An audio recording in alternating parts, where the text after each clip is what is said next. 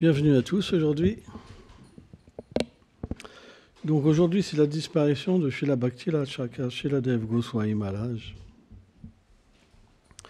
qui est un très grand Vaishnava et que Srila Bhaktisiddhanta Sarasvati Prabhupada considérait comme le gardien de ses enseignements. C'est pour vous dire à quel point Bhakti-Raj Shiladev Goswami Maharaj était un grenier de dévotion, mais également d'érudition. C'est un personnage qui était tellement inspirant que la plupart des grands Vaishnavas Gaudiya de notre tradition considéraient Maharaj comme leur Shiksha Guru. Même Bhaktivedanta Swami Prabhupada. Prabhupada, il faisait un Guru Puja le matin. Tellement Maharaj était un grand Vaishnava. Et il a même proposé à Maharaj de devenir l'acharya de sa mission, pour vous dire. Les grands Vaishnavas, ils ont une très grande humilité. Même s'ils sont dotés de pouvoir par Krishna, ils sont aussi dotés de pouvoir de renoncement et d'humilité. Mais Sridhar Maharaj, ce n'était pas son humeur, une grande mission comme ça. C'était quelqu'un qui était aussi très absorbé dans le bhajan. Il y a deux sortes de Vaishnavas, ceux qui répandent les gloires du Seigneur et ceux qui sont plus introvertis et qui sont plus dans la méditation. Donc Bhakti-Raj Shiladev Goswami Maharaj, donc il n'avait pas accepté. Et Srila Prabhupada, Bhaktivedanta, avait autorisé qu'on prenne le Shiksha, refuge de Bhakti-Raj Shiladev Goswami Maharaj.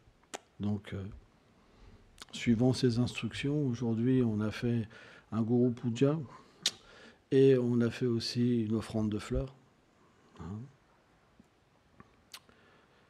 Les associés du Seigneur, ils ne sont pas des êtres ordinaires. On ne devrait pas penser que Sridhar Maharaj est une âme conditionnée qui vient, qui s'illumine. Non, c'est des associés éternels du Seigneur suprême, qui viennent en fait dans des moments particuliers pour répandre le message de Chaitanya Mahaprabhu et pour le sublimer. Si on regarde les enseignements de Sridhar Maharaj était tellement expert que c'est une personne qui véritablement a illuminé notre philosophie. Et c'est un personnage hors du commun. Il a véritablement illuminé. Il l'a expliqué d'une manière très élaborée, très élevée, et en même temps d'une manière très large, pas du tout rétrécie. Comme souvent, des religieux vont expliquer leur philosophie en disant « nous sommes les seuls, les autres sont dans l'erreur », par exemple. Pas du tout. En fait, Sridhar Maharaj était une personne très ouverte d'esprit. Et moi-même, je considère Bhakti-Raj Shiladev Goswami Maharaj comme un de mes maîtres spirituels, des plus chers. Et pourquoi? Bien sûr, parce que mon gardien aimant est chez la Bhaktinandan Maharaj, Goswami Maharaj, et que par sa grâce, donc, il m'a donné donc la miséricorde pour avoir une connexion avec Bhakti-Raj Shiladev Goswami Maharaj. Je me rappelle, on était une fois dans sa chambre comme ça, il m'a dit, il m'a donné comme ça cette grande bénédiction d'être comme son frère en Dieu, en fait, il m'a dit ça. Il m'a dit, j'ai le pouvoir de faire ça. Et c'est ce qu'il a fait, en fait. Et c'est vrai que la dernière fois, quand j'ai été en Inde, il y a un lieu extraordinaire, et qui est tout petit, c'est le lieu d'apparition Bhakti-Raj Shiladev Goswami Maharaj. Alors, je ne sais plus quel dévot qui était avec moi. Tu étais avec moi? Et il y avait Maharaj, c'est ça? Et à Shesha, on était 4. Ça. Et on a été dans ce lieu, c'était tellement merveilleux. Pourtant, c'est un tout petit lieu avec un tout petit temple. Mais on sentait tellement la présence de Maharaj dans sa forme divine. C'était vraiment une expérience hors du commun. Et on sentait à quel point on était accueillis et aimés. Et c'est un lieu qui m'a tellement captivé. Et la personnalité de Bhaktivinoda Thakur Goswami Maharaj m'a tellement captivé que j'essaye le plus souvent de me rappeler de ce lieu et de me rappeler de ses pieds pareils de lotus. Parce que c'était tellement aimant et tellement personnel que ça pouvait être que captivant. Et aussi une introduction, en fait, dans le monde supérieur. Hein. Et là, j'ai compris pourquoi Srila Bhaktivedanta Swami Goswami Maharaj, il était dans cet endroit-là. J'ai tout de suite compris. Et c'était vraiment un lieu vraiment particulier. Et je me suis senti tellement peu qualifié dans ce lieu, tellement peu qualifié, que quand Maharaj il m'a demandé de parler, je n'ai pas accepté. J'ai fui. C'est des grands érudits, des grands Vaishnavas. Nous, on est tout petits, tellement infimes et plein de défauts. Hein. Alors bien sûr, là, il va venir dans quelques moments, je serai obligé de parler. Mais là, j'ai réussi à esquiver. Il était malheureux, mais j'ai esquivé. J'étais pas dans l'humeur. J'étais pas dans l'humeur de parler dans ce lieu tellement merveilleux et grand. Et je lui ai dit comme ça à Maharaj, je lui ai dit, vous savez Maharaj, quand vous êtes là, je peux pas parler, je suis trop déchu. Et il me dit, mais j'aime bien quand tu parles. Il m'a dit comme ça. Alors, il m'a fait chanter un kirtan. On a chanté. Et c'était très, très extatique. Alors, la disparition des Vaishnavas, comme l'apparition des Vaishnavas, on redit toujours un petit peu la même chose, mais c'est important. C'est un jour particulier, où on peut avoir une connexion particulière avec le Vaishnava, direct. C'est pourquoi on doit vraiment, ces jours-là, penser à eux, méditer sur eux, demander leur miséricorde, parce qu'ils ont la possibilité de nous donner la dévotion pour Krishna, de nous libérer de la misère de ce monde, de nos attachements, du conditionnement au corps matériel. C'est quelque chose qui est très important, parce que la dévotion, elle ne descend que par la miséricorde du principe du gourou. Parce que Krishna, dans la Dipurana, c'est dit, celui qui veut m'approcher directement, qui veut être mon dévot, il n'est pas vraiment mon dévot, mais celui qui est le dévot de mon dévot, je le reconnais comme mon dévot. En fait, le dévot, il est le gardien de Krishna. Il a Krishna dans son cœur et il a l'amour de Dieu, l'amour pour Krishna dans son cœur. Et lorsqu'en fait, il vient et qu'il entre en contact avec les êtres, alors il donne cette miséricorde. Elle n'est obtenue que par la grâce des Vaishnavas. C'est pourquoi, à moins de prendre refuge dans ces grands Vaishnavas, qui sont toujours présents, parce qu'ils sont dans le cœur de Krishna, et Krishna est dans le cœur de tous les êtres, c'est impossible de comprendre le secret de pourquoi le Seigneur est une personne, et pourquoi il nous aime, et quel est le lien d'amour qui nous unit à lui. C'est impossible. Pourquoi ? Parce que c'est quelque chose de trop intime. L'intimité du Seigneur suprême, elle reste cachée. Elle ne peut pas être dévoilée parce qu'elle est transcendantale. Elle n'est pas liée à l'énergie matérielle. L'énergie matérielle, qui est constituée des trois modes, l'ignorance, la passion et la vertu, ne permet pas de voir le Seigneur, ne permet pas de comprendre sa forme, son nom, ses attributs, ses divertissements, ses sentiments. Ce n'est pas possible. Il faut être sur une plateforme transcendantale, complètement transcendantale. C'est pourquoi, par la grâce des Vaishnavas, on peut avoir cette connexion avec la transcendance. C'est comme de l'électricité. Quand vous êtes touché par l'électricité, vous avez le courant. Et bien de la même manière, la connexion avec les Vaishnavas, c'est comme un courant. C'est pour ça qu'il faut apprendre à écouter, avec foi. L'écoute, c'est la chose la plus importante, parce que par l'écoute, Krishna entre dans le cœur. L'amour pour Krishna entre dans le cœur. C'est très puissant, les gloires du Seigneur énoncées par les Vaishnavas. C'est très puissant, c'est la chose la plus puissante. Parce que par nous-mêmes, ce n'est pas possible de capturer Krishna. Mais Krishna peut être capturé par celui qui écoute ses dévots. C'est ça le secret. C'est expliqué dans le Srimad Bhagavatam dès le début. C'est ça le secret. C'est pourquoi l'association avec les Vaishnavas, c'est la chose la plus importante. Ramana Acharya, un grand Acharya, disait « Pour devenir un pur dévot, c'est pas compliqué. Vous vous asseyez au milieu des purs dévots et vous ouvrez vos oreilles. Le reste, ça vient. La purification du cœur vient. L'attachement pour Krishna vient. Et l'introduction dans sa demeure vient. C'est pas compliqué. C'est pourquoi c'est une méthode tellement simple. Alors, si c'est simple, pourquoi il n'y a personne qui vient? Parce qu'il faut une qualification. Dans le monde matériel, Isha, je vais ça, Samutena, Vandabonabata. Dans le monde matériel, les êtres, ils ont l'aversion pour le Seigneur suprême et le désir pour être le Seigneur suprême. Donc quand ils entendent sur Krishna, ça cause un malaise à l'intérieur, une indigestion. Ça les rend malheureux. C'est pourquoi c'est pas si simple. C'est après tellement de vie qu'on devient qualifié pour ne plus être envieux et désirer devenir ce qu'on est éternellement. C'est très très rare. C'est pourquoi le Seigneur vient sous tellement de formes. Et c'est ça qui est merveilleux.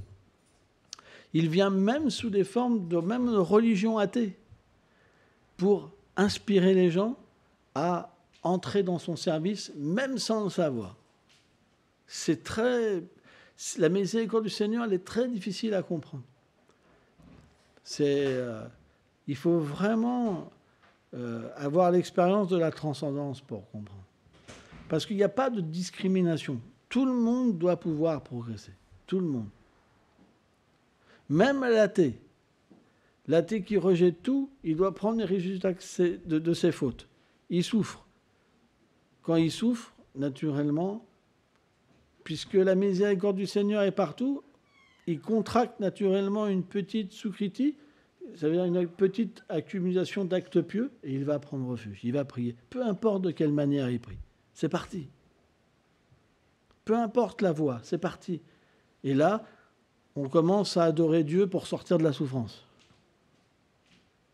pour devenir libéré, ou pour avoir des biens matériels, pour être heureux, le paradis, la belle famille, les enfants, le ceci, le cela, une belle maison, une machine à écrire, une machine à coudre. Je ne sais pas, c'est démodé un petit peu, mais non, ça existe encore, machine à coudre. Ah. On se sert encore des tissus.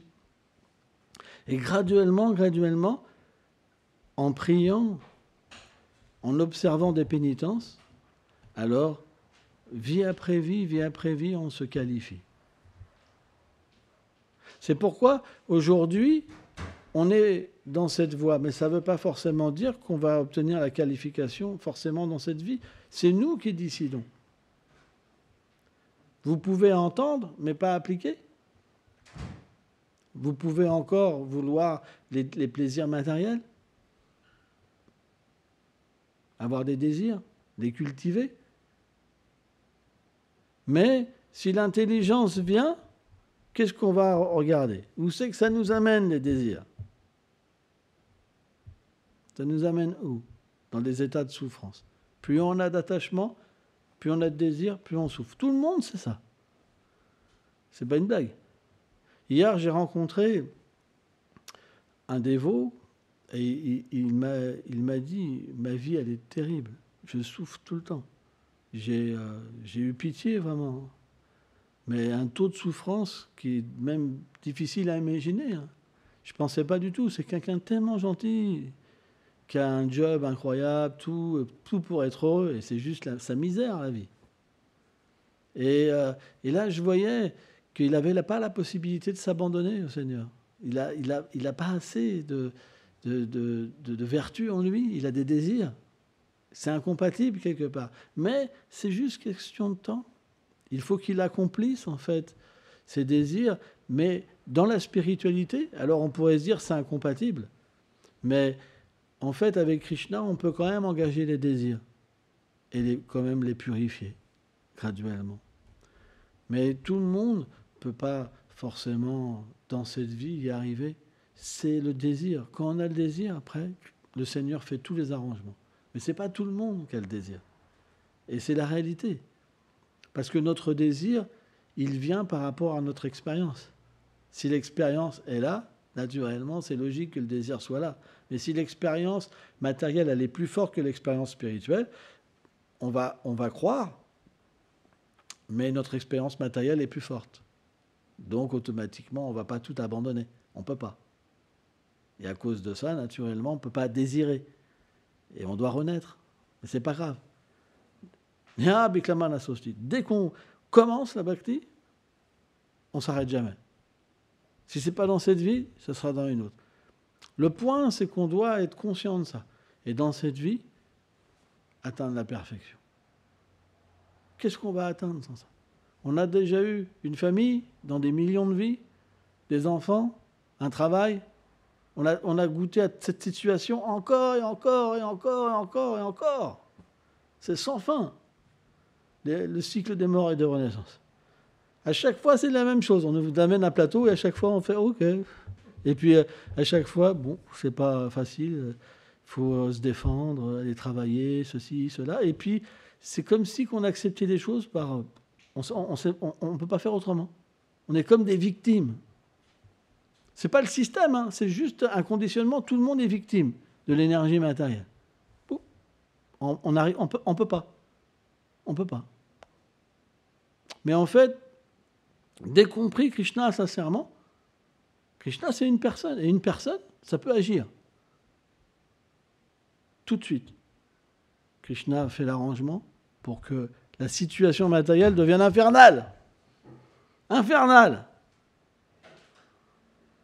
Au point où on craque et on s'abandonne. C'est ça la miséricorde du Seigneur. Parce que s'il ne fait pas ça, on ne peut pas. Il y aura toujours quelque chose. Il y aura toujours « Ah oui, mais là, je ne peux pas faire comme ça. Là, j'ai encore ça à accomplir. » Mais ça se trouve, il vous reste 6 mois à vivre ou une semaine. Dans cette conscience, vous allez aller où? Dans la conscience où vous êtes, vous allez aller où? Qu'est-ce que vous connaissez de Krishna? Vous comprenez? Donc quand on développe le désir de retourner à Krishna, Krishna fait en sorte que nos attachements vont être détruits et que ce désir va devenir plus profond et alors la révélation va venir. C'est graduel.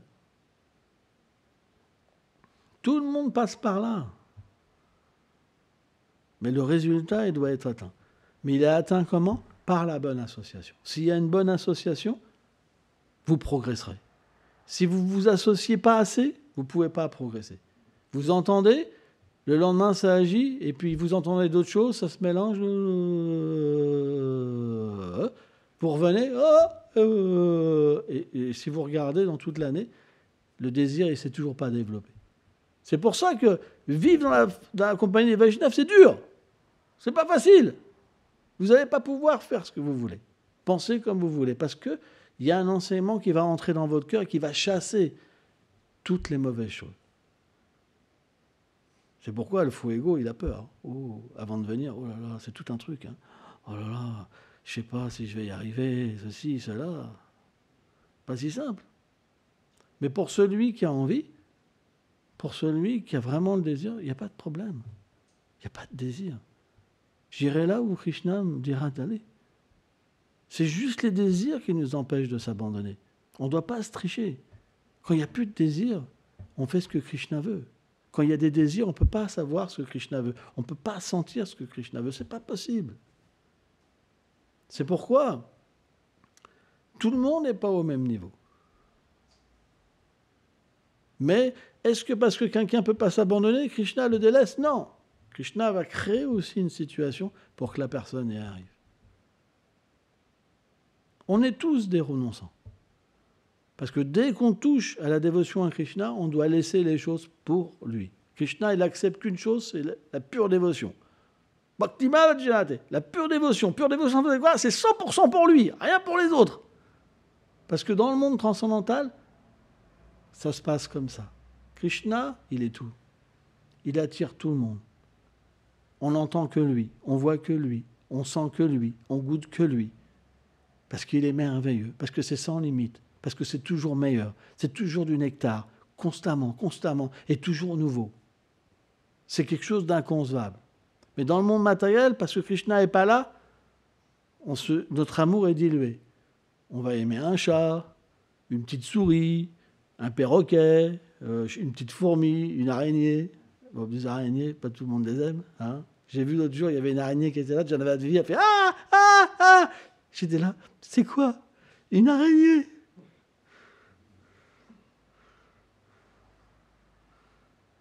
Donc, c'est avoir un copain de l'araignée. Je me rappelle quand j'étais en Guyane, il y avait des gens là-bas qui avaient des migales.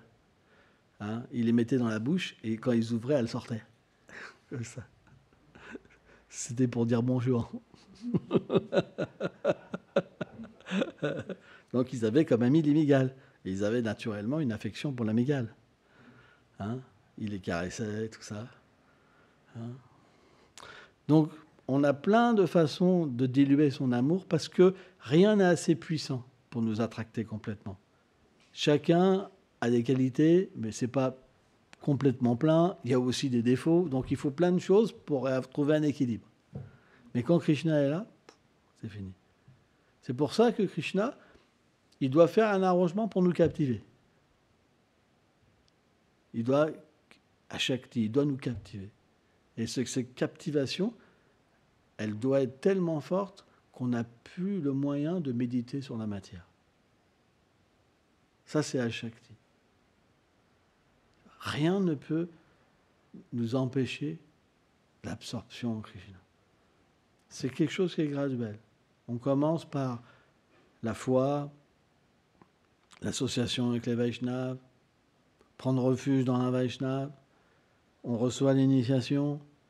Par cette initiation, on va suivre des règles, ça va nous purifier le cœur, on va devenir fixé, on va développer le goût, un goût inconcevable qui va venir, et puis le Seigneur va commencer à se révéler, et là on va commencer à éveiller notre réalité spirituelle, et l'attraction commence, et l'amour commence.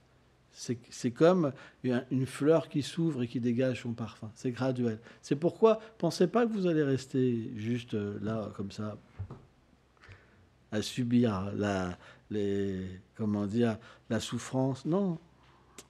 Si quelqu'un est sincère, Krishna, il fait tout. Il fait tous les arrangements. C'est juste le désir qu'on a besoin. Hein. Donc aujourd'hui, c'est la disparition de Bhakti-Vinod Shakradev Goswami Maharaj. Donc on devrait vraiment le prier pour qu'il nous donne sa miséricorde. Merci beaucoup.